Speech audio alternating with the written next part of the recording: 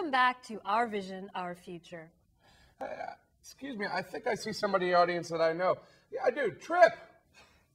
Yes, Trip. Why don't you come on down?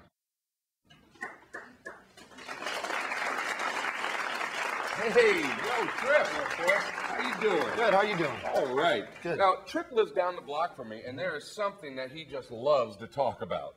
Lucinda?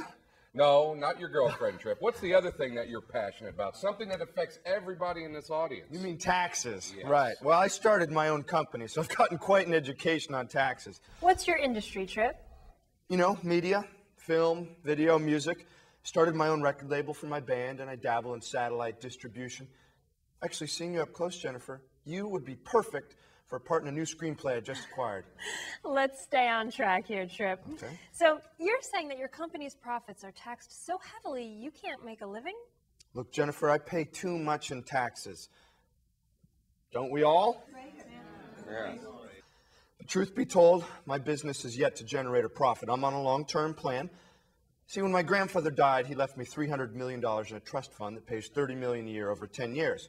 And every year when I get that check, I see exactly how much has been taken out by the estate tax. You mean death tax, don't you, Trip? Shoot, right. Yeah, the death tax. I always forget that. But when Bush's tax cuts kicked in, I got a lot more money each year. And now, President Bush and his people want to eliminate the death tax completely. If that happens, then it's all for me next time. No taxes whatsoever. Sweet. Absolutely. Now, thanks to the Bush tax cut, everybody in this room, not just Trip, had their taxes significantly reduced. Well, I knew mine were reduced, but everyone? Every single billionaire.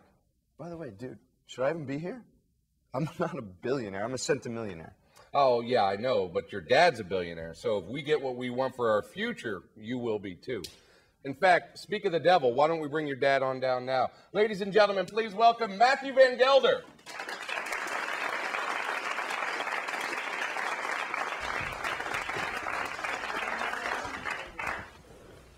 I just want to say something right off the bat.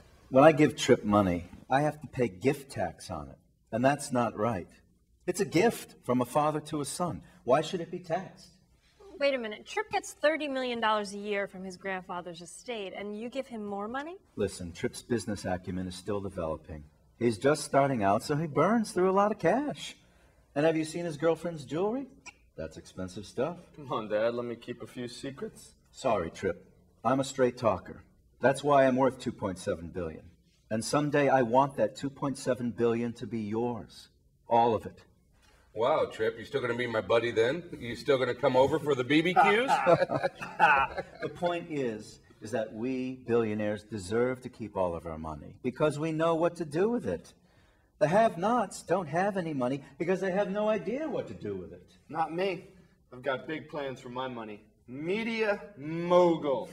You know, I've noticed that in the past few years, I don't really pay any income tax. Well, that's right, Jennifer. Thanks to accounting practices and tax shelters, billionaires rarely pay any income tax at all. But there are two taxes that billionaires haven't been able to avoid: the estate tax and the capital gains tax, which Bush has already cut in half.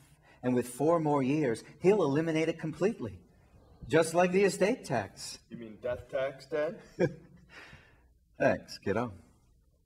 See, billionaires will have no taxes on income or transactions if George W. gets his way. That sounds great, but, you know, the government does cost money to run, and somebody has to pay for it. So, if not billionaires, then who? The middle class, silly.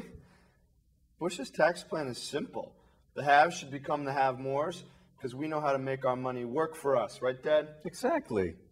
Meanwhile, middle-class people have no idea what to do with their money.